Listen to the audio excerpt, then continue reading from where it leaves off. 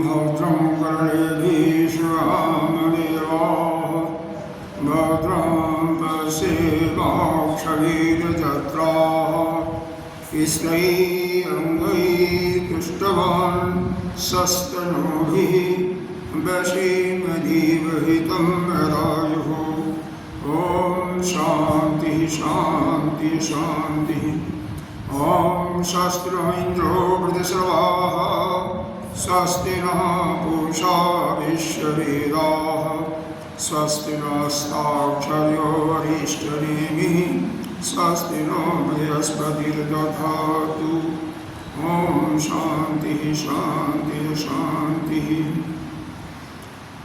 शङ्करं शङ्कराचार्यं केशवं बादरायणं सूत्रभाष्यकृतौ वन्दे भगवन्तौ पुनः पुनः। ईश्वरो गुरुरात्मेति मूर्तिभेदविभागिनि व्योमवद्व्याप्तदेहाय दक्षिणामूर्तये नमः। अखण्डमण्डलाकारं व्याप्तं येन चराचरं तत्पदं दर्शितं येन तस्मै श्रीगुरुवे नमः। अज्ञानतिमिरान्धस्य ज्ञानाञ्जनशलाकया चक्षुरुन्मीलितं येन तस्मै श्रीगुरुवे नमः। गुरुर्ब्रह्मा गुरुर्विष्णु गुरुर्देवो महेश्वरः गुरुः साक्षात् परं ब्रह्म तस्मै श्रीगुरुवे नमः। त्वमेव माता च पिता त्वमेव बन्धुः च सखा त्वमेव विद्याद्रविणं त्वमेव सर्वं मम देवदेव। अनंत श्री विभूषित श्री 1008 पंचायती महानिर्वाणी अखाड़ा की वरिष्ठ सत्य वरिष्ठ महामंडलेश्वर एवं उत्तर प्रदेश समाज के अध्यक्ष श्री सतगुरुदेव भगवान के चरणों में कोटि कोटि नमन बंधन। अनंत श्री विभूषित श्री 1008 पंचायती महानिर्वाणी अखाड़ा की वरिष्ठतम आचार्य महामंडलेश्वर सत्य वरिष्ठ एवं राजस्थान की राजगुरु स्वामी जी के चरणों में कोटि कोटि नमन बंधन। यहाँ के अधिष्ठात्र देव संतजन मातृशक्ति भक्तजन सभी के अंतःकरण में आत्मस्वरूप विराजमान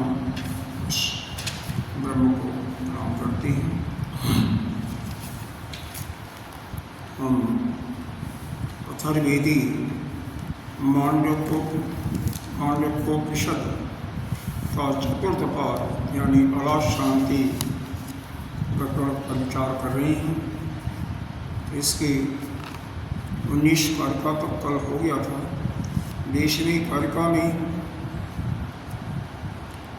यह वादी यानी दैत मत को मानने वाले ये सांख्यवादी जिनके मत का खंडन किया गया वह कहते हैं कि शब्दों के जाल में शब्दों के कारण आप हमारे साथ छल कर रहे हैं। किससे कह रहे हैं?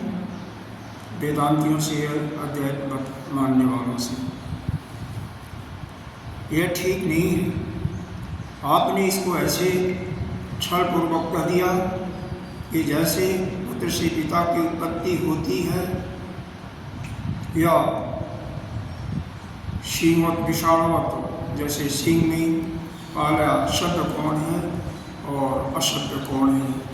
इस प्रकार से हमारे मत को खंडन कर दिया और इस प्रकार से यह आप ठीक पूर्वक न्याय नहीं कर रही हैं। हमारा कहना है कि जैसे बीज से अंकुर पैदा होता है या अंकुर से बीज पैदा होता है, ऐसे ही बीज से जैसे अंकुर पैदा होता है ऐसे ही यह कार्य कारण का सिद्धांत, हेतु और फल का सिद्धांत यह अनादि चला आ रहा है। इस पर आप विचार करें। हेतु फल हेतु का मतलब धर्म है, फल का मतलब शरीर की उत्पत्ति। लेकिन इस अगली कारिका में हेतु का अर्थ यहाँ पर दृष्टांत के रूप में प्रयोग किया जाएगा, इसलिए थोड़ी सी सावधानी बरतनी पड़ेगी। हेतु का मतलब दृष्टांत जो दिया जा रहा है, दृष्टांत बीज और अंकुर का ही दिया जा रहा है। इसके पहले जो संगति थी या पूर्व पक्षी का जो प्रश्न था वो हमने कल विचार कर लिया था कि ननु हेतु फलियो कारण भाव इत्यस्माभिः उक्तम शब्द मात्रम आश्रित्य छलमिदम तय उक्तम पुत्र जन्म पितृथा। ये हो गया था नहीं हुआ था? ये बाकी है। बाकी ठीक, कोई बात नहीं, पुनः दोबारा सुन लीजिए। यहाँ से संगति है, पूर्व पक्षी ननु है, इसका मतलब पूर्व पक्षी। हमने जो कहा कि हेतु और फल यह परस्पर कारण भाव हैं, तो इति असमाभि यह हमारा जो उक्त कथन था, यह कौन कर रही है? वेदवादी। शब्द मात्रम आश्रित्य, शब्द मात्र को सिर पकड़ करके आपने मेरे साथ छलम इदम त्वया उक्तम, ऐसा कह करके मेरे साथ छल किया कि पुत्र से जैसे पिता का जन्म होता है या विषाणवत जैसे गाय इत्यादि के सींगों के समान उसमें परस्पर संबंध यानी जुगपत संबंध भी नहीं हो सकता, क्योंकि वहाँ पर भी प्रश्न आएगा कि पहले कौन दाया सिंह का उदय हुआ या बाह्य सिंह का। न ही अस्माभि सिद्ध असिद्धो असिद्ध न ही अस्माभि सिद्ध हेतु फल सिद्धि असिद्धि असिद्ध ही फल हेतु सिद्धि अपगता। कह रहे हैं हमने जो है असिद्ध, जो असिद्ध हेतु है, यहाँ पर द नहीं पढ़ा जाएगा, बाद में द नहीं पढ़ा जाएगा, नीचे ह लिखा हुआ है ना, इसलिए उसको हेतु पढ़ा जाएगा। तो जो हमने असिद्ध हेतु से फल के सिद्धि या अथवा असिद्ध हेतु से फल की सिद्धि या असिद्ध फल से हेतु की सिद्धि यह कभी नहीं मानी, तो फिर क्या माना? आपका यह जो कहना है कि असिद्ध हेतु से फल की सिद्धि या असिद्ध फल से हेतु की सिद्धि नहीं माना, तो क्या माना? किन तरह ही, तो क्या होगा? क्या माना है? तो कह रहे हैं बीज अंकुरत्व कार्य कारण भाव अवगम्यत इति। हम तो बीज और अंकुर के समान केवल कार्य कारण भाव मानते हैं। यह जब उनके पास यह कहा जाता है कि कार्य कारण भाव को कैसे मानते हैं, बीज और अंकुर के समान, तो सिद्धांती कहते हैं कि इस पर हमारा कुछ सिद्धांत है, हम कुछ कहना चाहते हैं, तो कहते हैं अत्र उच्यते। हम क्या कर रहे हैं कि यह कार्य का विषय कार्य का यह समझ में आ गया ना। इसके बाद जो संगति लगाई गई थी या पूर्व पक्षी का जो प्रश्न था वह आपके समझ में आ गया ठीक से।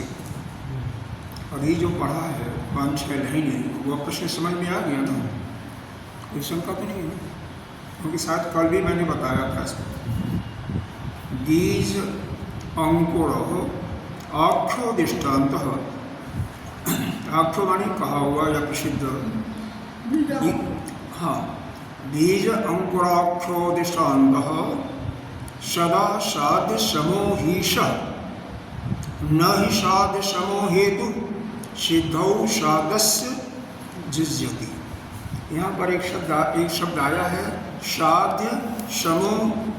तो साध्य समो का हमारे टिप्पणी में अर्थ बताया गया है कि यह संदिग्ध,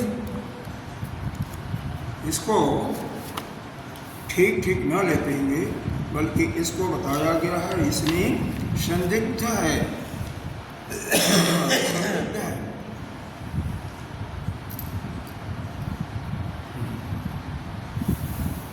यह है आपका यहाँ पर साध सम का अर्थ टिप्पणी बताया गया संदिग्ध इति अर्थ। संदिग्ध मतलब संदेहात्मक है। साध सम का एक दूसरा अर्थ भी होता है साध्य के समान, ठीक है। तो साध्य के यहाँ पर दोनों अर्थ लगेगा कि साध्य के समान भी आपका फल है और साथ साथ वह संदिग्ध ही है, क्योंकि उसका कभी भी सिद्धि नहीं हुई है। क्योंकि जो दृष्टांत यहाँ पर प्रस्तुत किया जा रहा है उसको दोनों पक्षों ने कभी नहीं माना। कोई भी दृष्टांत होता है या तो श्रुति का प्रमाण हो, युक्ति हो, तो भी कोई न कोई प्रमाण हो या युक्ति भी है तो वह मानने योग्य है। व्यवहार में तो दोनों पक्षों से मान्य होगा, वही तो माना जाएगा। तो जैसे ये बोला गया कि पहाड़ में धुआं है, तो इसका मतलब अग्नि कहीं है वहाँ पर। जत्र जत्र धूम्रः विद्यमानः तत्र तत्र अग्नि शंभु। हाँ, तहाँ तहाँ अग्नि की संभावना होती है। तो पहाड़ पर ही अगर धूम्र का दिखाई दे रहा, विद्यमान दिखाई दे रहा है, तो वहाँ पर भी अग्नि का यह अनुमान प्रमाण हो रहा, अग्नि का अनुमान होता है। तो लेकिन यहाँ पर बीज और अंकुर का है, यह जो दृष्टांत है यह तो संदिग्ध प्रमाण है, ये तो माना ही नहीं है। कौन नहीं माना? वह द्वैतवादी ही नहीं मानी है। हमने तो माना है। क्यों हमने माना है वैज्ञानिकों ने? क्योंकि हमें जगत की अनित्यता को सिद्ध करना था, इसलिए हमने माना है, लेकिन उन्होंने नहीं माना। देखो क्या है, बीज अंकुराख्यो दृष्टांतः सदा साध्य समूहीश। यह बीज अंकुर का नाम का दृष्टांत जो प्रसिद्ध है, जो कहा जाता है, सदा मतलब हमेशा क्या है, साध समूहीश। यह साध संगत नहीं है, यह क्या है, संदिग्ध है। यह हमेशा, यह सभी पक्ष इसको नहीं मानते, यानी संदिग्ध है। एक दूसरे के हाँ, एक दूसरे को मिला हुआ है। वह दूसरा आप कह सकते हैं कि साध्य के समान ही हेतु है, तो दोनों जब एक समान है तो वह नहीं हो सकता है। वह तो बात अलग है, वह तो बात ठीक है, लेकिन उसी कारण से इसको हमने क्या माना है, संदिग्ध माना है। ये कहाँ पर, यहाँ पर भाष्यकार के उसमें नहीं आया है, बल्कि यह जो आनंद गिरि जी का जो इस पर अपना वो लिखा है टीका, टीका के नीचे फिर एक किसी संत ने उस पर टिप्पणी लिखा है। क्योंकि होता क्या है, यह जो श्रुति के वाक्य होते हैं या जैसे कारिका ही है, उसका अर्थ वैसे ठीक ठीक हमारे समझ में नहीं आती। तो आदिगुरु शंकराचार्य या कई लोगों ने भाष्य लिखा है। भाष्य लिखा तो भाष्य का भी अर्थ जब हमें समझ में नहीं आता ठीक ठीक, तो उस पर आनंद गिरि जी ने टीका लिखा हुआ है। जो उसके कठिन शब्द थे उसको फिर दोबारा और उपस्थित है, और फिर उसमें भी कुछ शब्द रह गए जिनका अर्थ स्पष्ट नहीं हुआ, तो उसके लिए उस पर टिप्पणी लिखा। टिप्पणी में उन शब्दों का जो थोड़ा सा क्लिष्ट शब्द थे उनके अर्थों को स्पष्ट किया गया है। तो यहाँ पर समाहिता का साध समा का अर्थ बताया गया है टिप्पणी के माध्यम से कि वह संदिग्ध है। ऐसी वर्डिंग ये है, संदिग्ध इति अर्थ। इसका मतलब यह जो उदाहरण है, यह जो दृष्टांत दिया जा रहा है, यह शास्त्र सम्मत नहीं बल्कि यह संदिग्ध है। दूसरा यह भी है कि सदा साध समूहीश, वहाँ पर क्या है, सदा हमेशा साध्य जो है और उसी के समान जिसकी सिद्धि करे, दोनों एक समान है। जैसे बीज से अंकुर कहना या अंकुर से बीज कहना, नहीं समझना। अरे भाई, पहले बीज हुआ या पहले अंकुर हुआ? बीज तभी होगा जब वृक्ष होगा, वृक्ष में फल लगेंगे। तो यह बताइए, पहले फल लगा या पहले उसका बीज लगा? बीज जब जाएगा तभी तो फल होगा। हाँ, इसीलिए उन्होंने अनादि कहा। किसने? वादियों ने कहा कि नहीं, यह बीज अंकुर का जो अक्षय का बीज आदि दृष्टांत दिया जा रहा है, यह अनादि है। इसको फिर सिद्ध यहाँ पर वेदांती सिद्ध करेंगे कि अनादि नहीं हो सकता है, यह अनादि नहीं है। न ही साध समो हेतु, और न तो साध्य के समान ही हेतु, यानी फल भी जो है, फल यहाँ पर हेतु का अर्थ दिया जाएगा दृष्टांत। यह जो आपका दृष्टांत दिया गया है, न ही वह साध्य के समान नहीं है। वो संदिग्ध, जैसे वह संदिग्ध भी है, सदृश होता है, तो वह सिद्धौ साधस्य युज्यते। ऐसा कोई हेतु है, दृष्टांत है, जो साध्य के समान ही होता है, तो वह साध्य के सिद्धि में उपयोगी नहीं माना जाता। मतलब कोई भी अगर दृष्टांत दिया जाए, दृष्टांत का मतलब एग्जाम्पल, वह साध्य के समान ही हो, संदिग्ध भी है और साध्य के समान ही है। इसको तो ऐसा भी हो सकता है ना? हाँ, सर्कल है, सर्कल, हाँ, उसमें हाँ, टपका लगा दो, वैसे ही होता है। ऐसा ये टपका लगाओ, कौन सा किसको पहले बोलता है और किसको बाद में बोलता है, उसका कोई फर्क नहीं पड़ेगा, नहीं हो। ऐसा ही इसीलिए कहा गया कि साध्य सिद्धौ साध्य सिद्धि, इसलिए सिद्धि साध्य के समान ही सिद्धि में, साध्य के सिद्धि में वह दृष्टांत उपयोगी नहीं होता। उससे जो आप सिद्ध करना चाहते हो उसको सिद्ध नहीं किया जा सकता है, क्योंकि बीज का अंकुर वाला जो दृष्टांत है, ये जो प्रसिद्ध है, सदा साध्य समोही, सदा हमेशा साध्य के समान ही संदिग्ध है, और जो साध्य के समान ही हेतु होता, दृष्टांत होता है, वह साध्य के सिद्धि में उपयोगी नहीं होता। यह पर का पाठ समझ में आ गया। अब देखिए इसका भाष्य, देखिए भाष्य थोड़ा सा लंबा है इसका। बीज अंकुराक्षो दृष्टांतो जह साधीन तुल्य मम इति अभिप्रायः, मम माने मेरा, इति अभिप्राय, ऐसा मेरा अभिप्राय है। क्या है कि बीज और अंकुर का जो दृष्टांत है वह साध्य के समान है। साधीन तुल्यो मतलब साध्य के ही समान है, जो हम सिद्ध करना चाहते हैं उसी के समान है, और संदिग्ध भी है।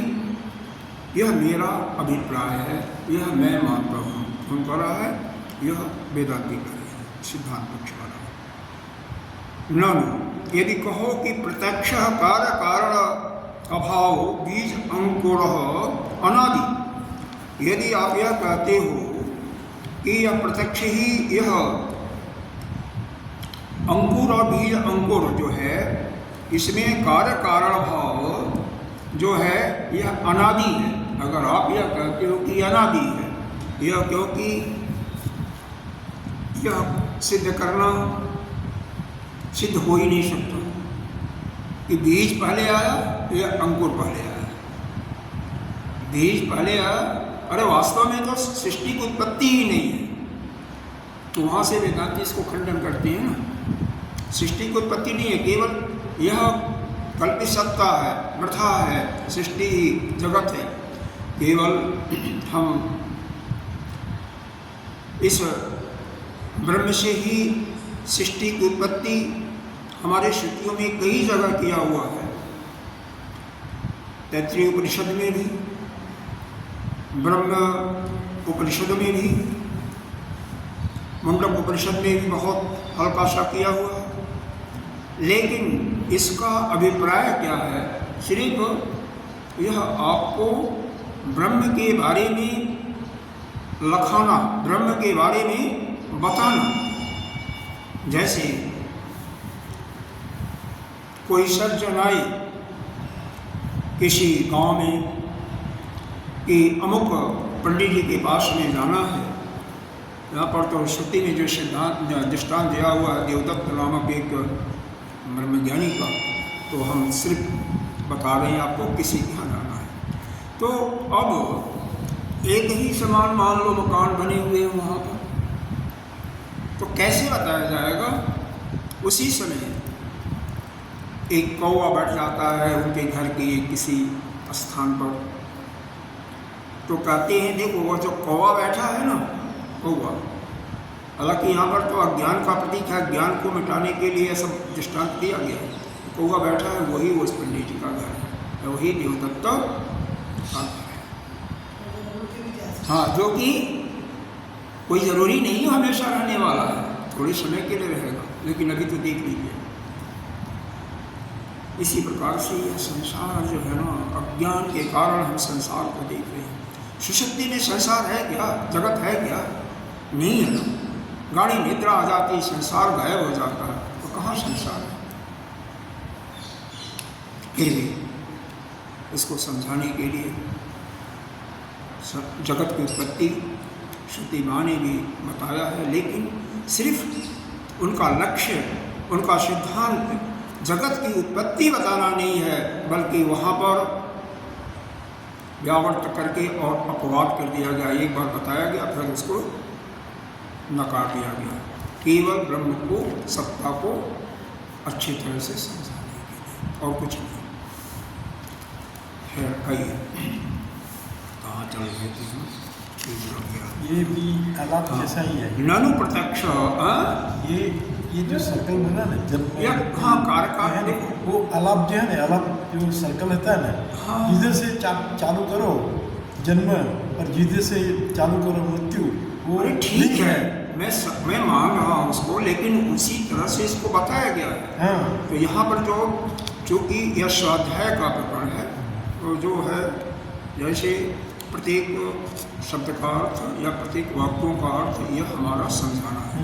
जो यहाँ पर दृष्टांत दिया है वह दृष्टांत ही देना है, कहीं कहीं अगर दृष्टांत और कोई अन्यथा बहुत ज़रूरत पड़ती है तो दिया जाता है, ठीक है ना। ननु प्रत्यक्ष कार्य कारण भाव बीज अंकुरो अनादि, और ऐसा बात नहीं है कि प्रत्यक्ष जो यह कार्य कारण भाव जो है, जो यह कार्य कारण का अभाव, यहाँ देखो संधि हो जाती है, तो कार्य के उत्पत्ति के लिए कारण का जो अभाव जो है उसके लिए आप यह मानते हो कि बीज और अंकुर ये का यह दृष्टांत है तो अनादि है, तो ऐसी बात नहीं है ना, ऐसी बात नहीं है। क्यों? पूर्वस्य पूर्वस्य पूर्वस्य पूर्वस्य पर्वत आदिमत्व अभ्युपगमात्, मतलब पूर्व से पूर्व, जैसे यह अंकुर और बीज से, जैसे फल हुआ, अंकुर से बीज निकला, फल निकला, वृक्ष हुआ, वृक्ष से फल मिला, फिर आप कहोगी कि इसका बीज कहाँ पाए? तो फिर पहले जो बीज था, पहले जो बोया था, जैसे खेत में मान लो आपने गेहूँ बोया, बहुत अच्छा गेहूं का बीज निकला, फसल बहुत अच्छी आई, तो अगर किसी ने पूछा कि यह बीज कहाँ पाया, कहाँ से लाए हो, तो आप यह कहोगे कि हमने पिछले साल जो बोया था उसी खेत का बीज है। फिर पिछले साल बीज कहाँ से लाए थे? तो उसके पहले साल जहाँ बोए थे। ऐसे इसका कोई आदि और अंत नहीं है, पीछे का पीछे का। तो इसी को यहाँ पर कहा गया है, न पूर्वस्य पूर्वस्य पर्वत आदिमत्वात् अभ्युगमात्, कि यह पूर्व से पूर्व को परवर्तियों के समान इसको क्या हम माने हैं? आदि माने गए हैं। इसको अनादि न मान करके हमने क्या माना है? अनादि, अरे आदिमान। यथा इदानीम उत्पन्नो अपरो अंकुरो बीजात् आदिम बीजम च अपरम अन्यसमाद अंकुरः इति क्रमेण उत्पन्नत्वात् आदिमत्। यहाँ तक देखिए कैसे जिस प्रकार बीज से उत्पन्न हुआ दूसरा अंकुर आदिमान है। आदिमान का और अनादिमान का अर्थ क्या है? अनादिमान का मतलब जिसका कोई आदि है ही नहीं है, प्रारंभ है ही नहीं है। और आदिमान का मतलब जिसका प्रारंभ है। प्रारंभ क्यों कह रहे हैं कि आप यह कह रहे हो ना, पीछे जो वृक्ष लगा था उससे जो फल लगा था उसका बीज था कि भैया तो आदि हो गया, फिर बाद में वह पीछे से पीछे आप चल रहा है। इस प्रकार पूर्व अंकुर और पूर्व बीज यह सभी जो है अंकुर और बीज यह आदिमान हैं, इसको अनादि नहीं मान सकते।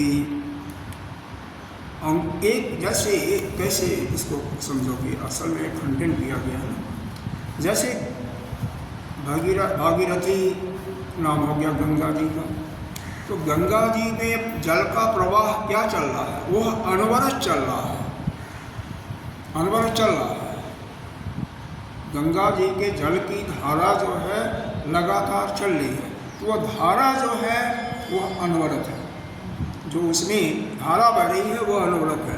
कब कौन सा पानी छोड़ा गया, कब कौन सा या कैसे है, कोई कहाँ पर कौन सी नदी मिली तो उसका पानी आया, उसका जल आया, वह अलग चीज़ है, लेकिन वह प्रवाह जो है लगातार चल रहा है। उसी प्रकार से यह धारा भी अंकुर और बीज का जो उनके हिसाब से यह लगातार चल रहा है, वादियों के अनुसार प्रवाह चल रहा है।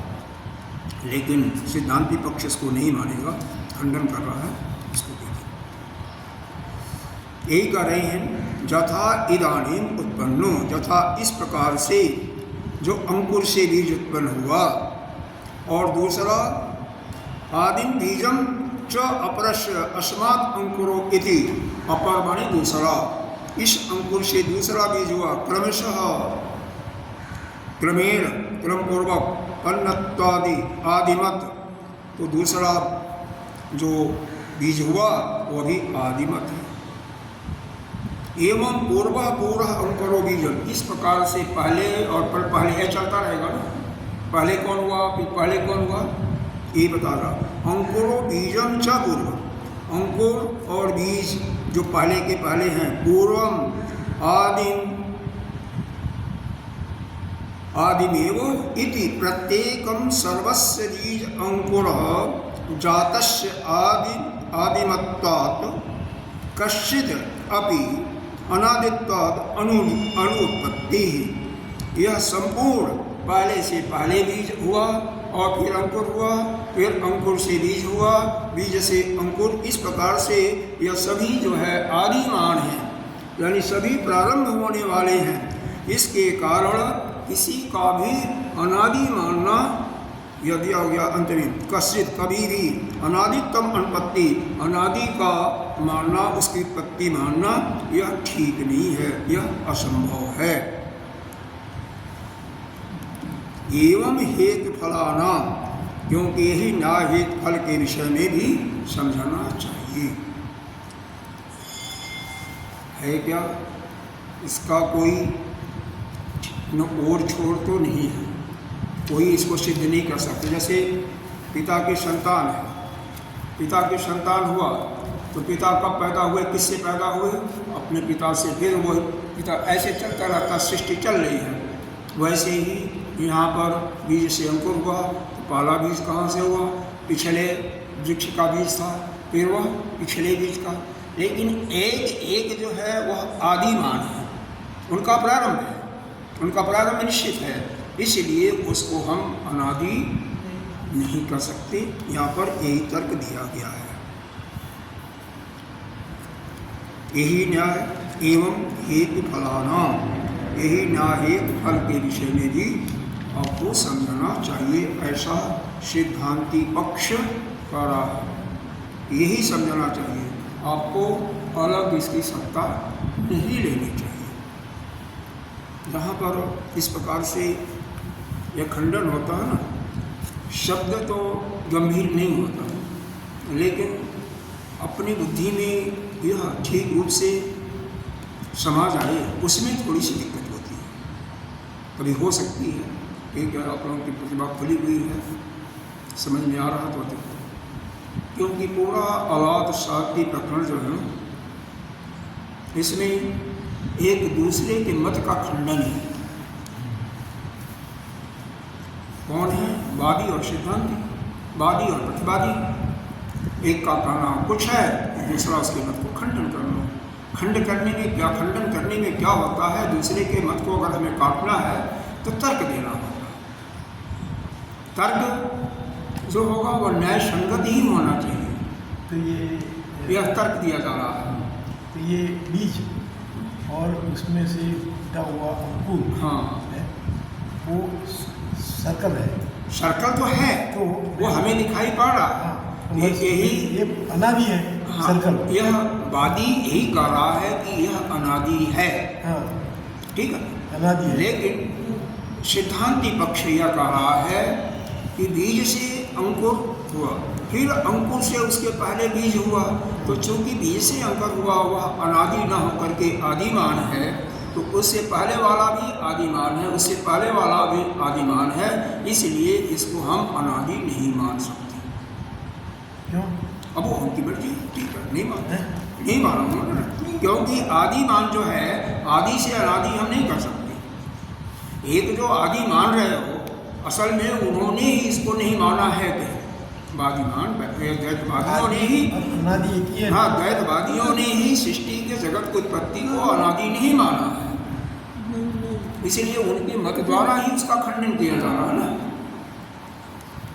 उनके मत द्वारा ही उनका खंडन किया जा रहा है। आदि और अनादि दोनों एक ही है, मतलब एक ही नहीं है।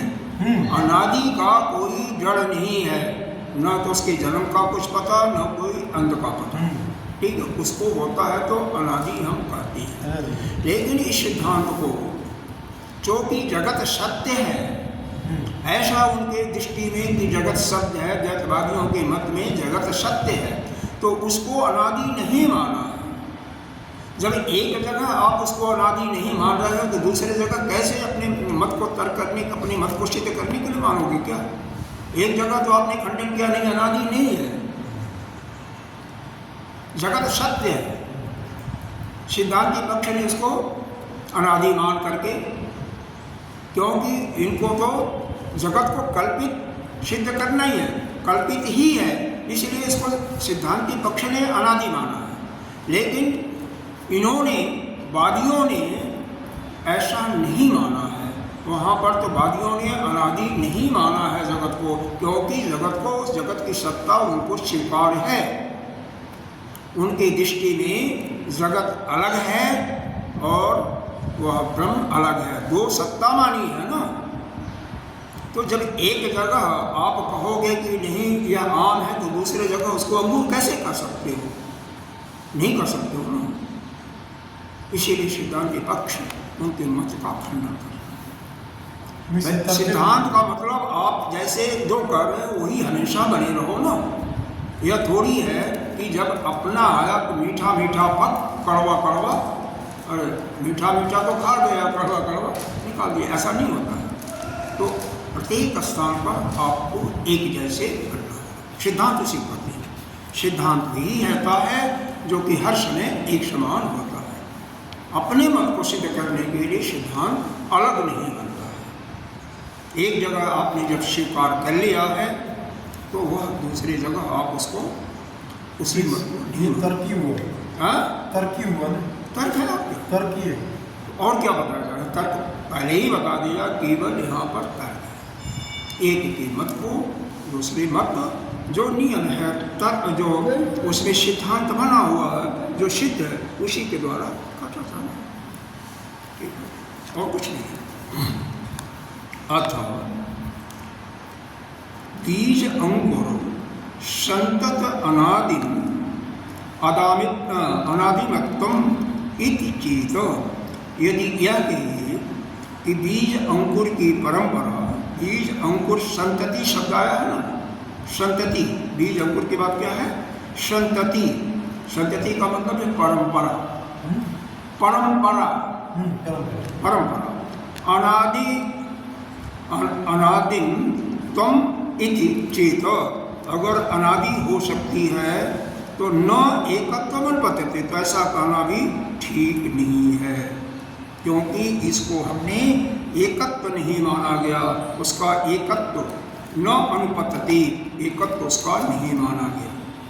न ही बीज अंकुर व्यतिकरेण बीज अंकुर संतति नाम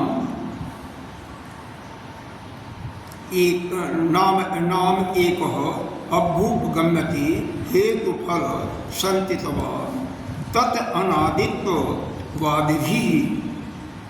यहाँ पर यह कहा गया इस हेतु और फल का अनादित्व जो दृष्टांत दे रहे हो, इसको जो प्रतिपादित करने के लिए, इसको जो प्रकाशित करने के लिए आप जो दृष्टांत दे रहे हो, बीज अंकुर से भिन्न, बीज अंकुर की परंपरा का अथवा हेतु परंपरा का, हेतु फल परंपरा नाम का कोई स्वतंत्र, मतलब बिल्कुल ऐसा जो किसी के ऊपर निर्भर हो, तो ऐसा नहीं माना। अतः वे लोग हेतु और फल का अनादित्व इस प्रकार स्वीकार कर सकते हैं। इसीलिए हेतु और फल इसको अनादि के रूप में हम स्वीकार नहीं कर सकते। यह कथन बिल्कुल ठीक है। कथम तैरुपर्णवत इति, यह कथन बिल्कुल ठीक है। यहाँ पर इसको दोबारा देख लो। न ही बीज अंकुर व्यतिकरेण बीज अंकुर संतति एक अभ्युगम्यते हेतु फल संततिवा। यह जो प्रतिपादन या प्रकाशन कर रहे हैं हेतु फल का अनादित्व का प्रतिपादन, ऐसे करने वाले बीज और अंकुर से भिन्न यह बीज अंकुर परंपरा, क्योंकि पहले बीज अंकुर चल रहा था ना, अब परंपरा की बात शुरू कर दिया, ये परंपरा चल रही है। तो बीज अंकुर संतति नाम, तो संतति नाम का क्या हो गया, यह परंपरा, यह जो बीज अंकुर की जो परंपरा चल रही है, एक अभ्युगम्यते, इसका कोई, इस नाम का कोई स्वतंत्र हेतु और फल या कार्य और कारण नहीं माना गया है। अतः तस्मात् सुक्तम हेतु फलस्य च अनादि, वे लोग हेतु और फल का अनादित्व किस प्रकार स्वीकार करेंगे। कथम तैरुपर्णवत इति, जब पहले नहीं माना उसको, एक स्वतंत्र पदार्थ जब नहीं माना, जब जहाँ पर आई थी परंपरा की बातें, परंपरा की बात क्या आई थी, वही सृष्टि की बातें है। सिद्धांती पक्ष ने उसको अनादि माना था, उन्होंने अनादि नहीं माना, तो अब यहाँ पर कैसे मान सकते हो। वहाँ माने होते तो मान सकते, तो वहाँ माने होते तो अपने आप ही जगत की उत्पत्ति होती नहीं, फिर यह समस्या ही नहीं खड़ी होती। ठीक है, इसी चीज को तथा च अन्यत्र अपि अनुपत्ति ही न छलम इति अभिप्राय। तथा इसके सिवा, तथा का मतलब इसके सिवा, च अन्यत्र अपि अनुपत्ति, आप यह कहते हो कि इसकी अनुपत्ति यानी उसकी उत्पत्ति नहीं होने के कारण हमारा कहना, हम जो है तुम्हारे साथ छल कर रहे हैं, तो इसका क्या तात्पर्य है। आप यही पिछले कारका में ही कहा था ना, जो संगति दिया था, पूर्व पक्षी ने क्या कहा था, पूरा ये आपको ध्यान रखना पड़ेगा। यहाँ पर दिया था न हेतु फलयो कार कारण भाव इति अस्माभि उक्तम शब्द मात्रेण आश्रित छलम इदम तयो उक्तम पुत्र जन्म पितुरथा और वे विषाणवत ससंबंध इत्यादि। उन्होंने ही कहा था कि यह कारण भाव, इसको एक शब्द को लेकर के, शब्द के अर्थ को लेकर के आप मेरे साथ छल कर रहे हो। क्या कह करके कि पिता से, जैसे पुत्र से पिता का जन्म होता है, अगर हम क्रम वाइज लेते हैं तो, और सृष्टि की उत्पत्ति क्रमशः लेते हैं, और नहीं तो जुगपत लेते हैं तो विशालवत आपने इसको कह करके इसको नहीं माना था इस सिद्धांत को।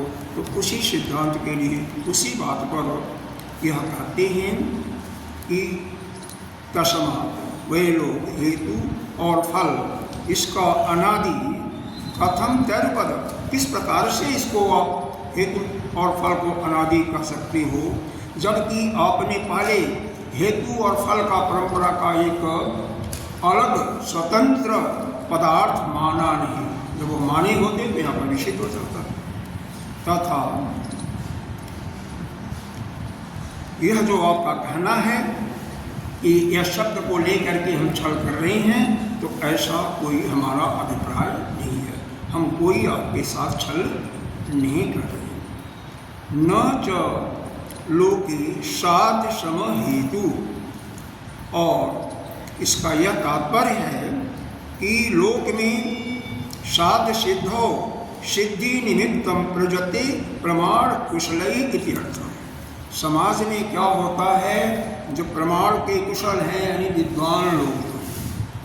विद्वान लोग साध्य के सिद्धि के लिए अगर उसी के निमित्त उसी के जैसा जो साध्य सिद्धि है जिसको सिद्ध करना है उसी के जैसा अगर संदिग्ध साध्य भी है तो क्या होगा, उसको जो है वैसे ही संदिग्ध मानते हुए उसका प्रयोग नहीं किया सकता, यानी उसका दृष्टांत नहीं दिया जा सकता, क्योंकि बीज और अंकुर का आपका दृष्टांत जो है वह अनादि नहीं हुआ, और बीज अंकुर का दृष्टांत यह आपका संदिग्ध मात्र है, जैसा कि पीछे बताया था।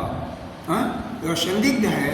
इस कारण से यह जो कार्य और कार्य हेतु और फल, यानी यहाँ पर दूसरा ले लीजिए, यह जो दृष्टांत दिया जा रहा है आपका धर्म और अधर्म से शरीर की उत्पत्ति या शरीर से धर्म अधर्म की उत्पत्ति हुई, यह एक ही जैसे होने से इसको सिद्ध नहीं किया सकता, यानी इसके लिए वह दृष्टांत जो आप दे रहे हो वह ठीक नहीं है, वह असंगत है, क्योंकि वह पहले ही आदिमान है, अनादि नहीं है।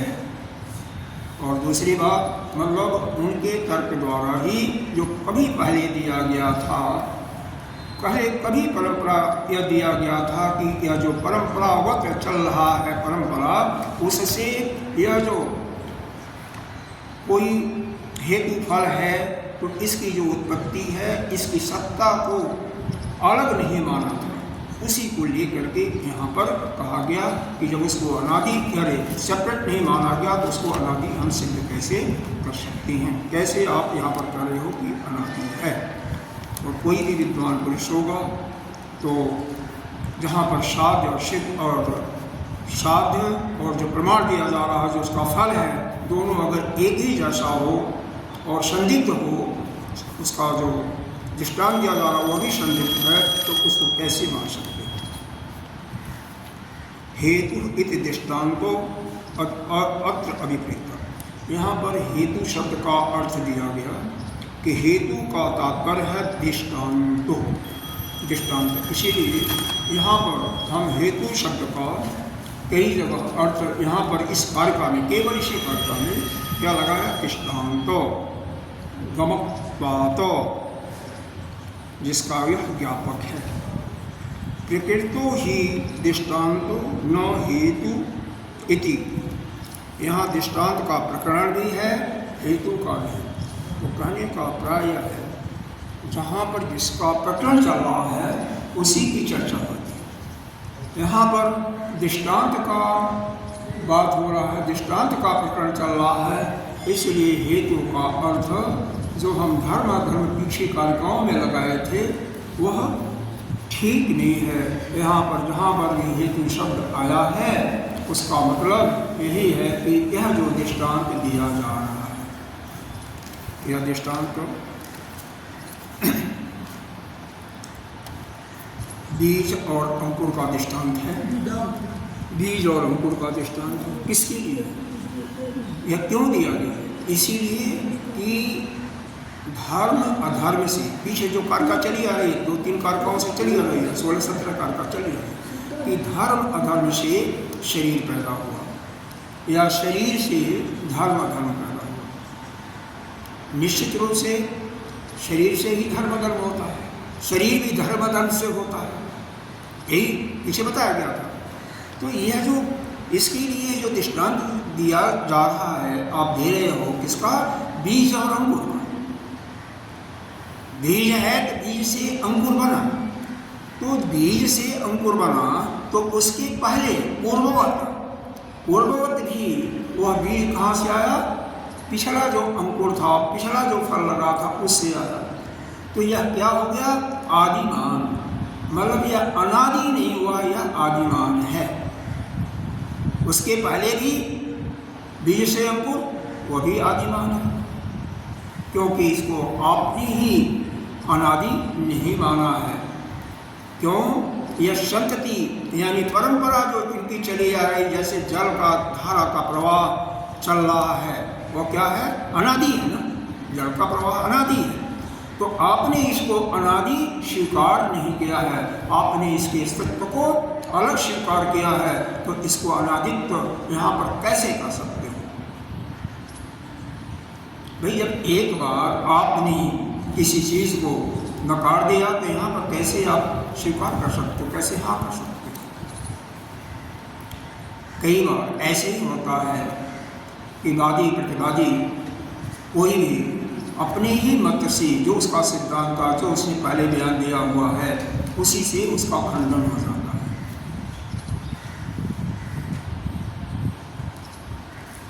और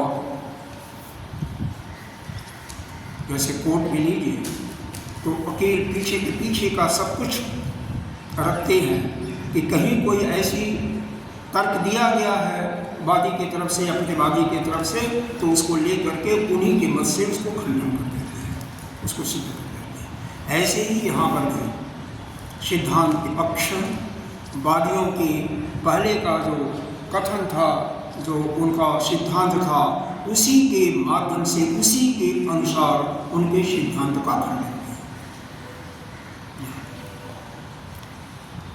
समझ में आता है? अगर पहले उन्होंने सिद्धांत स्वीकार किया होता कि यह परंपरा अनादि है, तो यह इसके पर व्यक्ति इंडिविजुअल अगर कोई हो रहा तो वो भी अनादि होगा।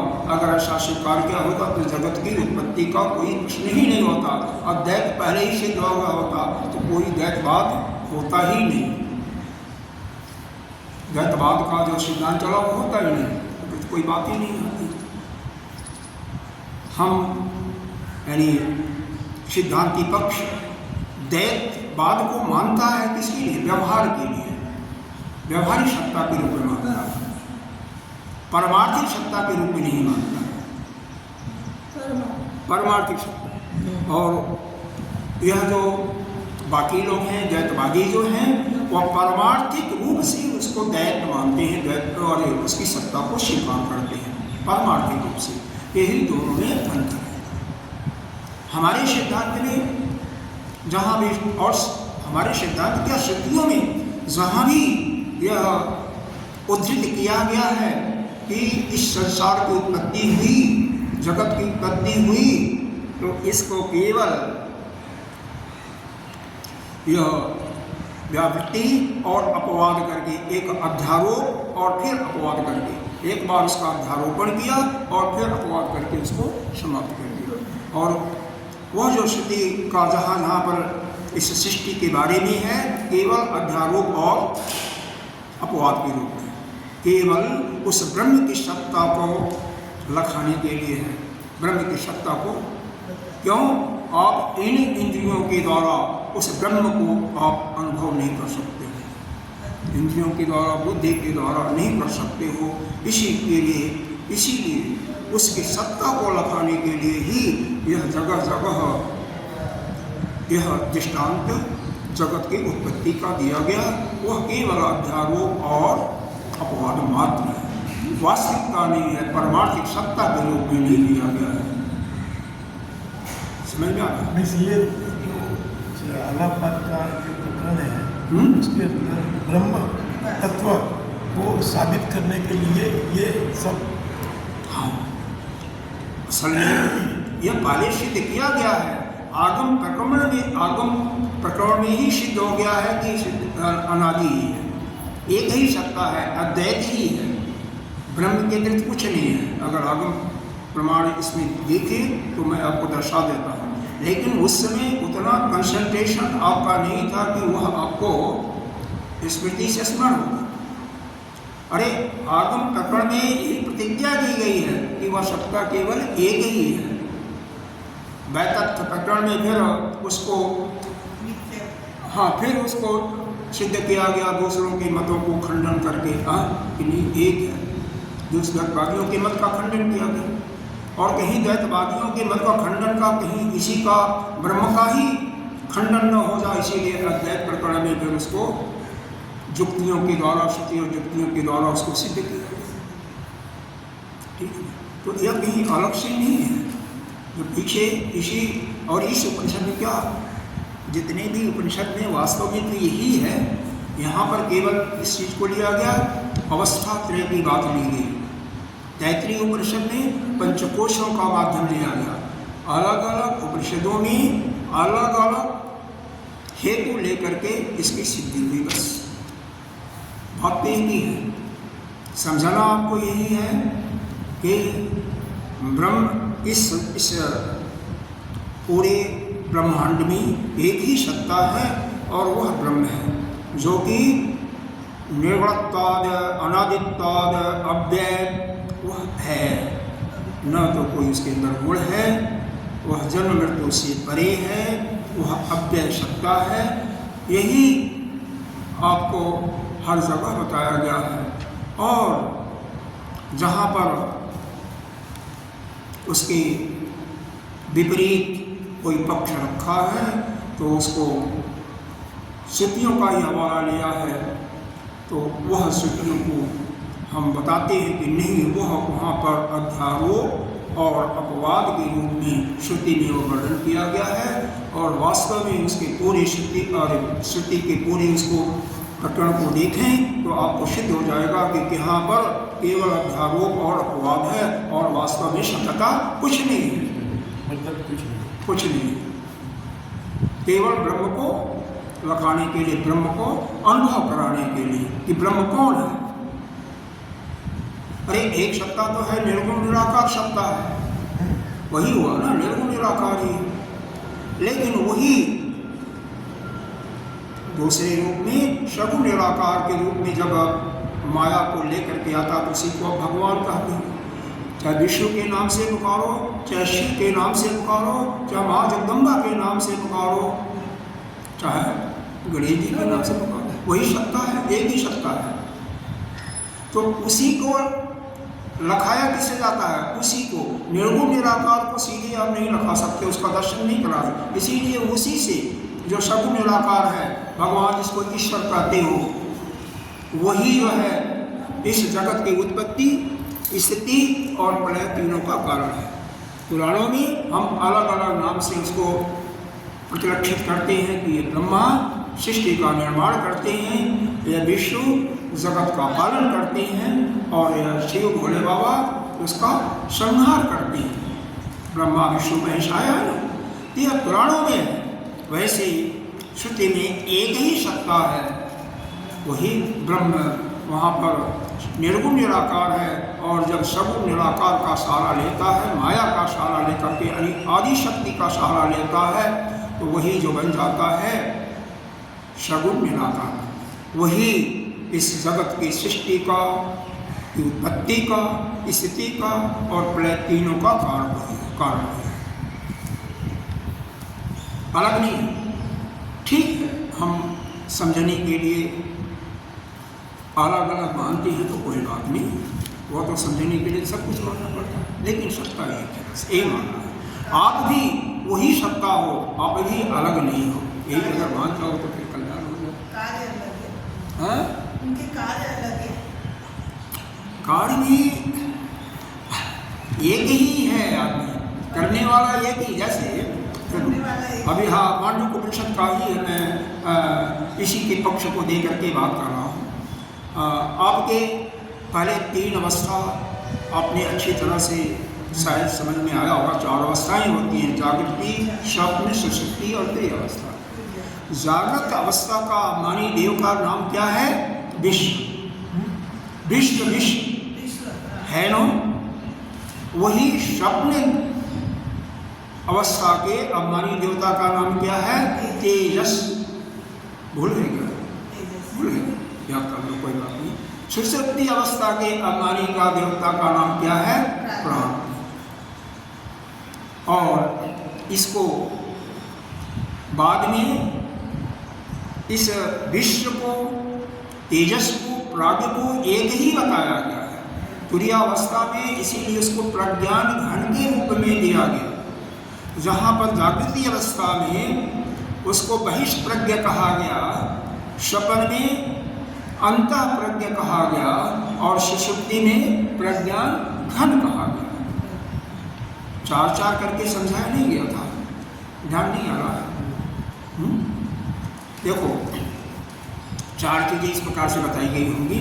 जागृत अवस्था में मुख्य रूप से हम कर्का को और मंत्र को नहीं ले रहे हैं। जागृत अवस्था में 4 चीजें की पहली है अवस्था का नाम जागृत अवस्था। फिर अस्थूल भूख है, जो भूख है वो अस्थूल भूख है, उसका मानी देव क्या है? विश्व है, और वह बहिष्प्रज्ञ है, ज्ञान के रूप में बहिष्प्रज्ञ। 4 चीजें। स्वप्न अवस्था के रूप में बताया गया है स्वप्न अवस्था, अंतः प्रज्ञ और सूक्ष्म भूख है उसका, ठीक है। और अभिमानी देवता क्या है? तेजस।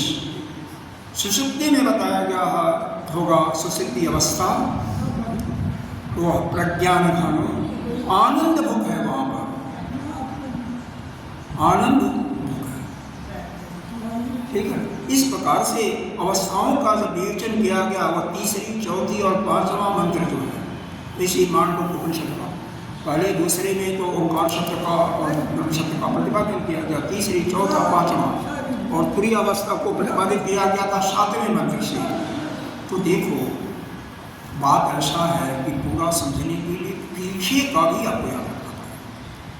पीछे को अगर भूल जाओगे तो फिर तो सब कंफ्यूजन होता ही रहेगा, ठीक है। तो पीछे के मंत्र का थोड़ा सा एक बार कम से कम 3रा, 4था, 5वां और 7वां मंत्र तो अच्छी तरह से समझ लो 4 चीज़ों को। और फिर एक जगह इक्विवेलेंट किया गया है, इसको विश्व को यह विराट पुरुष के बराबर बताया गया है, और तेजस को हिरण्यगर्भ से इक्विवेलेंट किया गया है, और प्राज्ञ को ईश्वर से, और इसी प्रकार से तुरीय अवस्था से ले वही ब्रह्म ही है। तो इस चीज़ को अगर यह चीज़ ध्यान में नहीं रहेगा तो आगे का कुछ समझ में नहीं आएगा, ठीक है। तो थोड़ा सा देख लेंगे आज आप लोग घर पर, तो अच्छा रहेगा। 3 मंत्र 4, 3रा, 4था, 5वां और 7वां। 6ठा भी वही है वैसे तो अच्छा है, लेकिन 7वां तो कम से कम बहुत जरूरी है। ओम पूर्णस्य